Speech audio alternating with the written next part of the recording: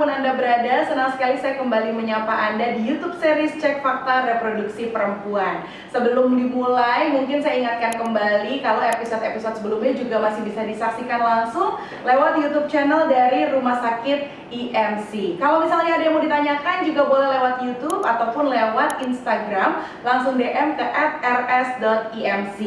Dan hari ini kita akan berkenalan dengan endometriosis dan juga adenomiosis yang akan kita bahas bersama dengan Dr. Caroline Tirta Jasa SPOGK yang merupakan dokter spesialis kebidanan dan kandungan konsultan. Subspesialisnya adalah fertility dan juga hormon reproduksi, dan beliau juga merupakan ahli bedah laparoskopi dari Rumah Sakit IMC Pulau Mas. Halo Dr. Caroline. Apa kabar, Rofi? Gantian ya saya. Apa kabar? Kabar saya baik, kabar dokter gimana hari ini? Baik. Banget. Nah, endometriosis dan juga adenomiosis ini kan sesuatu yang mungkin kalau orang awam nih seperti saya sendiri, saya tuh jarang dengar dok. Ya, mungkin kita boleh bahas dari yang pertama, sebenarnya endometriosis dan juga adenomiosis itu apa sih? Oke. Jadi sebenarnya judulnya satu, endometriosis. Ya. Karena adenomiosis ini adalah endometriosis yang tumbuh di otot rahim. Ya. Kalau orang awam bilangnya simple, penyakit sakit kalau mens. Ya. Karena teori endometriosis itu banyak banget. Ya, berbagai macam teori. Nggak cukup kita waktu cuma 20 menit ngebahas teorinya endometriosis. Ya. Intinya endometriosis ini tampil sebagai bercak-bercak endometriosis yang awalnya tumbuh di seluruh organ.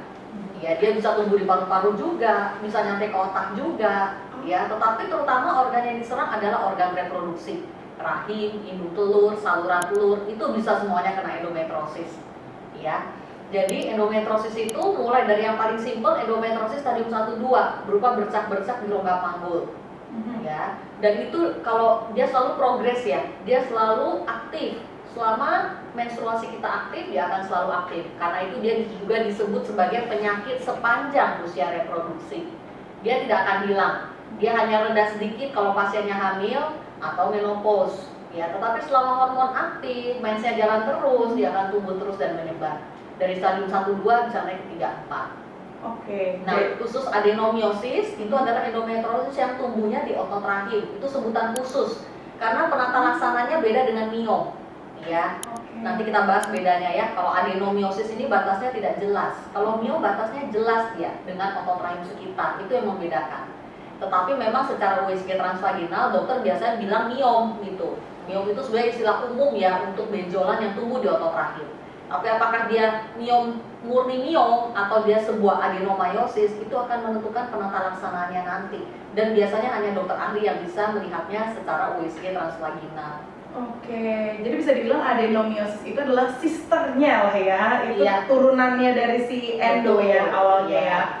Oke, nah endometriosis itu berarti hanya bisa terkena atau dialami oleh wanita yang sudah menstruasi atau dalam masa menstruasi. Jadi kalau sebelum dan juga setelah mens itu nggak bisa ya dok? Ya, jadi ketika hormon itu sudah aktif dia akan terkena. Sebagian besar begitu ya. Oke. Tapi sekali lagi badan manusia bukan robot. Kalau benar. ditanya pasti nggak dok? Ya nggak pasti juga. Ya bisa aja. Belum mens terkena ya bisa aja. Ya banyak keajaiban memang dalam dunia kedokteran kadang-kadang. Oke, tapi kalau gejalanya dok yang paling kerasa banget dari seseorang yang ada endometriosis nih di organ reproduksinya. Gejalanya itu yang utama adalah mens yang sakit. Ya, awalnya sakitnya itu kalau mens saja. Tetapi lama-kelamaan kalau stadiumnya sudah makin naik, ya bukan lagi mens pun dia akan terus-menerus terasa sakit. Makanya kita sebutnya endometriosis ini adalah pelvic pain kronik. Itu gejala yang utamanya. Jadi nyeri perut bagian bawah yang terus-menerus. Itu harus dicurigai adanya si endometriosis ini. Ya, gejala yang lain banyak tuh. Nyeri saat berhubungan misalnya, itu sudah termasuk tuh salah satu gejala endometriosis. Atau buang air besarnya ada keluar darah saat mens. Atau buang air besarnya juga nyeri saat mens. Itu juga bisa. Ya. Yang paling sering juga ada antara lain adalah tidak bisa hamil atau sulit hamil ketika sudah menikah. Itu juga. Dan rata-rata asal diketahui Infertilitas itu pasangan-pasangan infertilitas mereka biasanya sekitar 70%, dulu 30% ya, sekarang sudah naik jadi 70% punya endometriosis. Gitu. Jadi ini tuh bisa dibilang bawaan dari setiap wanita gitu dok? Enggak bawaan setiap wanita. Wanita-wanita yang sehat mah nggak punya endometriosis. Endometriosis ini sebuah penyakit. Tidak semua perempuan punya. Siap. Nah, kalau tumbuhnya itu di mana aja dok? Ya itu yang tadi saya bilang, tumbuhnya di semua organ, terutama yang diserang adalah organ reproduksi. Iya, rahim jadi adenomiosis, kalau dia tumbuhnya di hidung telur jadinya kista endometriosis. Ya, tumbuhnya di saluran telur jadinya endometriosis tuba atau saluran telur. Tumbuhnya di usus buntu, saya pernah dapat. Oh iya? Ya, endometriosis usus buntu. Itu kita angkat juga saat laparoskopi karena endometriosis yang tumbuh di usus buntunya. Itu juga menimbulkan nyeri perut bawah. Oke, jadi kalau nyeri di area perut, terutama perut bawah ini nggak boleh diem-diem aja ya dok ya, apalagi seorang perempuan nih. Betul. Oke, nah kalau penyebabnya dok biasanya apa aja sih? Nah, penyebab endometriosis ini sebetulnya multifaktorial. Tidak ada penyebab satupun yang pasti, tidak ada. Kita tidak tahu penyebab pastinya apa. Multifaktorial di sini adalah interaksi antara faktor hormonal, genetik, dan lingkungan. Lingkungan di sini adalah lifestyle ya, terutama ya, cara makan, cara kita merawat diri, makan makanan sehat atau tidak, tidur cukup atau tidak, ya, healthy lifestyle itu sangat mempengaruhi. Paparan polutan lingkungan, bahan-bahan kimia, ya sekarang kan banyak tuh semprotan pestisida, ya, di sayur atau di makanan, ya, cemaran plastik misalnya, ya, wadah-wadah makanan terbuat dari plastik, ya, itu juga berpengaruh tuh terhadap perjalanan si endometriosis ini. Jangankan itu, yang simpel aja deh, kamper yang suka dipasang di lemari baju itu juga berpengaruh. Semprotan-semprotan pewangi ruangan, ya, itu juga berpengaruh. Pewarna, pengawet makanan, ya, bahan-bahan kimia, ya, itu semua berpengaruh tuh terhadap kejadian endometriosis ini. Oke, jadi hal-hal yang ada di sekitar kita yang tadi dokter sebutin itu betul adalah hal-hal yang memang benar-benar ada di sekeliling kita ya dok ya? Dan zaman sekarang cemaran polutan lingkungan ini makin hebat. Iya betul. Iya, makin hebat. Iya, jadi bahan-bahan kimia termasuk hand sanitizer, iya, itu juga sebetulnya akan memperparah itu cemaran lingkungan sebetulnya. Ya, tapi apa boleh buat, kita zaman pandemi tetap harus ada hand sanitizer juga.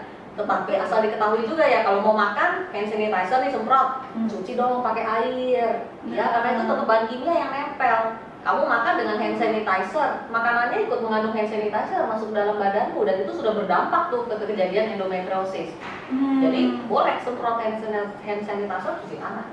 Oke, waduh, ini penyebabnya ada benar-benar di sekeliling kita ya dok. Tapi untuk hal yang bisa kita lakukan sebagai metode pencegahan dari endometriosis tidak bisa dicegah sebetulnya. Ya, gitu. Logikanya penyakit yang tidak kita ketahui penyebabnya tidak bisa dicegah. Benar sih. Ya, sebisa-bisanya kita hidup sehat loh, healthy lifestyle, jauhi polutan lingkungan tadi. Jadi hidup itu seorganik mungkin, ya, sesehat mungkin dan jauh dari bahan-bahan kimia. Itu kalau kita mau berusaha mencegah.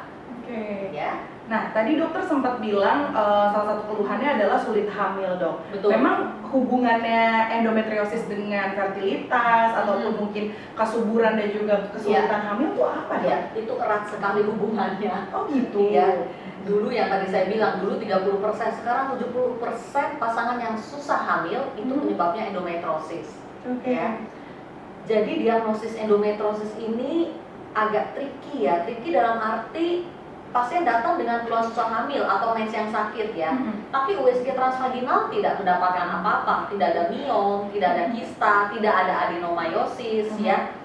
Nah, karena diagnosis sesungguhnya adalah dengan laparoskopi sebetulnya untuk endometriosis ini. Karena kalau endometriosis dia hanya berupa bercak-bercak di rongga perut, rongga panggul, ya itu tidak akan terlihat dengan USG transvaginal, bahkan MRI atau CT scan sekalipun. Jadi USG, CT scan, MRI semuanya bisa normal. Tetapi itu tidak menyingkirkan keberadaan endometriosis stadium 1-2 tadi. Ya, karena dia kan berupa plak aja yang nempel. Kalau USG, MRI, CT scan dia kan imaging dia melihat ada benjolan tuh, baru dia lihat sebagai sebuah kelainan. Tapi kalau bercak-bercak kan tidak terlihat sebagai benjolan. Benar. Ya, tampilannya akan normal saat USG transvaginal sekalipun. Ya, diagnosisnya baru kelihatan tuh saat kamera laparoskopi masuk. Ya, kita bisa lihat bercak-bercak endometriosis yang ada di situ. Ya. Dan pasien-pasien infertilitas ya dalam program hamil, kalau dengan berbagai macam cara nggak hamil-hamil juga, ya termasuk antara lain unexplained infertility, kita pernah bahas sebelumnya tuh ya.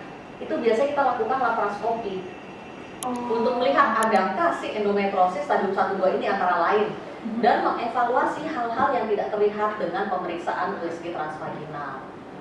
Ya, biasanya setelah laparoskopi angka keberhasilan untuk hamil pada program hamil yang dijalani setelahnya itu juga lebih baik. Jadi kemungkinan hamilnya lebih tinggi. Betul.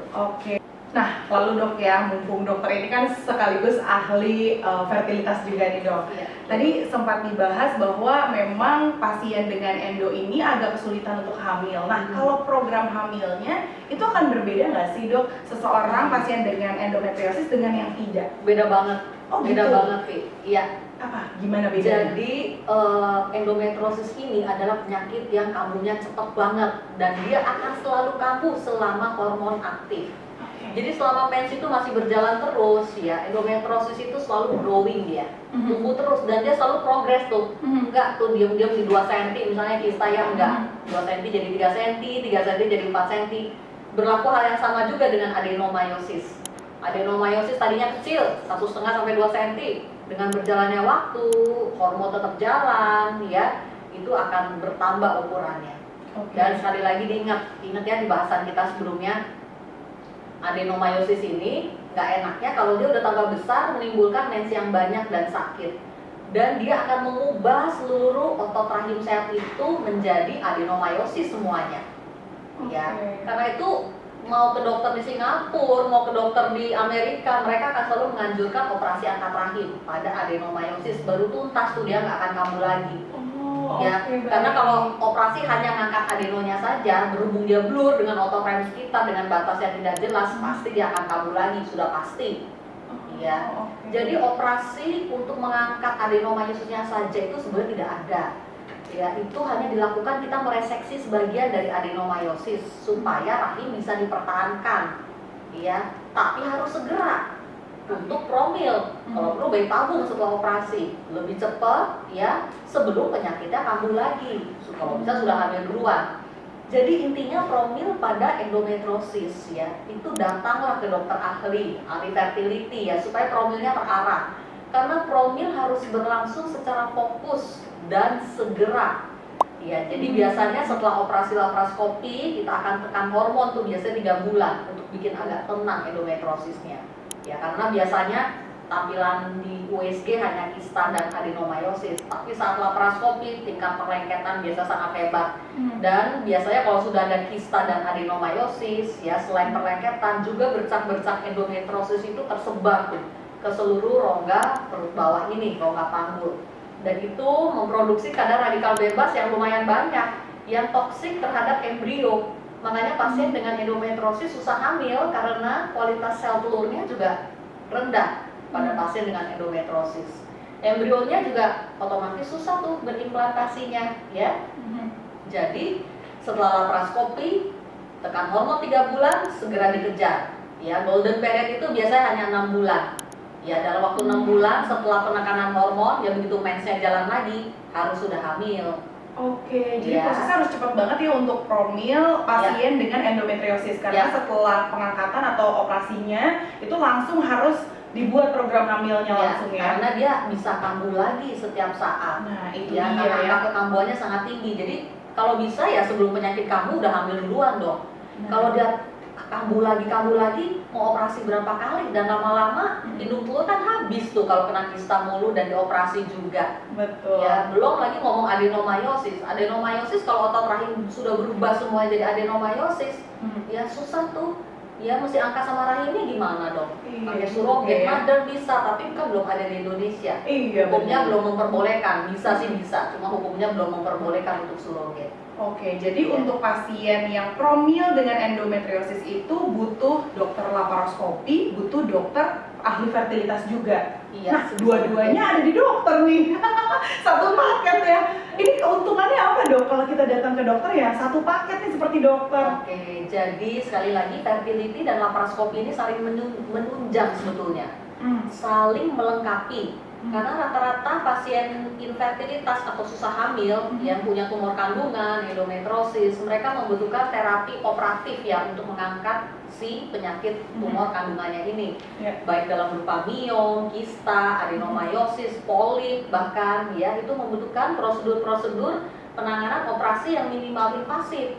Karena dengan lubang yang kecil, laparoskopi ini ya perlengketan sesudah operasinya juga jauh lebih ringan. Iya, sehingga nggak ngacak-ngacak gitu kita di dalam ya. Tujuan laparoskopi sebetulnya bukan hanya sekedar angkat miom, angkat kista, angkat polip saja, ya, tetapi tujuan utamanya adalah memperbaiki anatomi normal organ reproduksi tersebut supaya optimal untuk program hamil yang akan dijalani setelah laparoskopi. Itu sebetulnya tujuan laparoskopi pada kasus-kasus infertilitas. Ya, jadi penting banget tuh. Kan kita keberhasilan program hamil itu sebetulnya rendah, kecil. Ya, karena itu kita tingkatkan dengan diperbaiki dulu nih organ-organ reproduksinya dengan operasi yang cocok tentunya. Iya. Nah, harapannya sudah itu program hamilnya lebih lancar dan angka keberhasilan lebih tinggi sudah laparoskopi ini. Oke, tapi kan dokter dengan dua keahlian ini jarang ditemuin tuh dok. Gimana tuh dok? Tanggapannya dokter? Ya dicari dong. Tapi ada nggak dok, mungkin informasi tentang dokter dengan dua keahlian sekaligus? Mungkin dokter pernah searching? Harusnya ada semestinya ya. Kalau di Singapura mereka punya tuh fertility dan laparoskopi center dalam satu klinik. Iya, di rumah sakit AMC Pulau Mas kita jelas punya. Ada dokter. Jadi fertility and laparoskopi klinik atau fertility and laparoskopi center. Kalau bisa cari center yang seperti itu untuk program hamil dengan masalah-masalah tumor kandungan ini. Nah itu dia ya, makanya nih kalau misalnya sudah ada keluhan-keluhan seperti yang tadi disebutkan ya, nggak usah jauh-jauh ke Singapura dok, mahal ya, border belum dibuka. Datangnya ke Pulau Mas aja. Oke, lanjut lagi nih dok ya. Saya dengar dan juga saya sempat lihat juga nih ya beberapa testimoni dari pasien-pasiennya dokter ngomongin soal operasi laparoskopi, katanya kalau sama dokter itu tingkat sakitnya lebih nggak sakit, terus tingkat penyembuhannya juga lebih cepat sembuhnya. Itu apa sih sebenarnya yang menentukan hasil dari sebuah operasi yang dilakukan oleh dokter? Iya, jadi hasil sebuah operasi ditentukan yang pertama adalah teknik operasi dokternya. Ya, teknik operasi dokter itu ditentukan tentunya dari pengalaman, jam terbangnya, ya. Apalagi laparoskopi, karena tidak semua dokter berkecimpung di bidang ini. Tidak semua dokter bisa melakukan operasi laparoskopi. Ya, tentu jam terbang dokter sangat menentukan. Ya, cara teknik operasi misalnya mencegah perlengketan itu ada trik-triknya tersendiri. Cara kita menjahit bagaimana supaya tidak menimbulkan perlengketan sudah operasi, ya. Sama aja kalau Ovi ke bikin baju ke penjahit A sama penjahit B, oh yang ini rapi, yang ini kok acak adul gitu ya. Dokter juga begitu, masing-masing dokter teknik operasinya berbeda. Sama-sama operasi seksual sesarian, taruhlah yang simple ya. Tapi kok yang satu sama dokter ini sakit, yang satu sama dokter ini enggak gitu. Bisa. Ya, karena teknik operasi masing-masing dokter beda, itu yang pertama. Yang kedua, status imun, nutrisi pasiennya juga menentukan. Ya, pada pasien yang anemia, kadar proteinnya juga rendah, ya wound healing atau proses penyembuhan lukanya juga lebih lama. Ya, dan tidak jaringan yang mestinya menutup tidak bisa menutup dengan sempurna, itu juga berpengaruh. Yang ketiga, tingkat keparahan penyakit. Karena itu mau operasi miom dan kista atau polip jangan tunggu sampai parah, besar, banyak, tingkat perlengketan hebat baru mau operasi. Itu juga menentukan nanti tingkat kesembuhan setelahnya. Ya tentunya operasi yang lebih complicated, ya hasilnya juga penyembuhannya lebih lama. Gitu. Jadi sebisa mungkin, apalagi kalau belum mau hamil ya dan belum hamil atau sulit hamil, ya jangan tunggu tumor kandungan itu besar baru mau operasi, karena sisa induk telur maupun rahim yang sehat yang bisa ditinggalkan untuk promilnya juga makin sedikit. Ya sayang banget kan.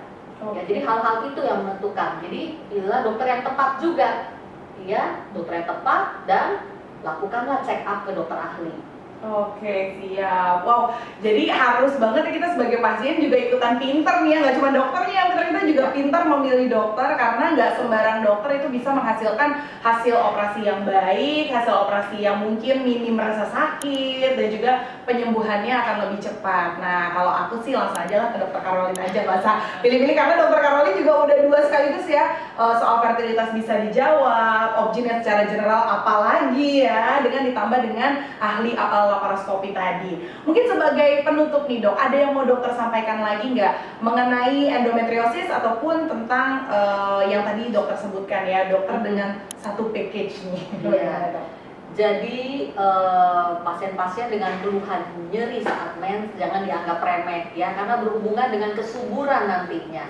Ya, jadi datanglah ke dokter yang tepat, apalagi yang sudah menikah dan nggak hamil-hamil juga, dicari tukar endometriosis ini. Ya, karena promil pada endometriosis harus segera sebelum penyakit bertambah parah, kalau bisa hamil duluan. Ya, jangan sampai operasi kista sampai 3 kali, 4 kali belum hamil-hamil juga. Ya, datanglah ke dokter yang tepat dong. Jangan dibiarkan kistanya tumbuh lagi. Kalau bisa udah hamil duluan. Ya, jadi promilnya harus fokus dan terarah, itu dia. Ya, promil fokus dan terarah tentunya bersama dengan seorang dokter ahli. Nah, seperti itu ya dok. Terima kasih banyak loh untuk waktunya Sama-sama. dokter, untuk ngobrol-ngobrolnya hari ini. Dan itu dia obrolannya bersama dokter Karolin di episode kali ini. Nanti masih ada episode-episode berikutnya. Jadi pastikan Sobat IMC terus menyaksikan YouTube series dari Cek Fakta Reproduksi Perempuan. Saya juga mau mengingatkan kalau ada pertanyaan mungkin atau yang kurang jelas, bisa disampaikan langsung lewat DM @rs.imc lewat Instagram. Terima kasih banyak. Kalau misalnya nanti mau informasi lebih lanjut atau edukasi video, edukasi lainnya, bisa disaksikan langsung loh dari YouTube channelnya Dr. Karolin juga. Dan juga pastinya bisa langsung ngobrol-ngobrol ataupun melihat informasinya di Instagram Dr. Karolin yang sudah tampil di layar. Silahkan di follow dan silahkan di subscribe. Akhir kata, saya mengucapkan terima kasih dan sampai berjumpa di episode-episode berikutnya.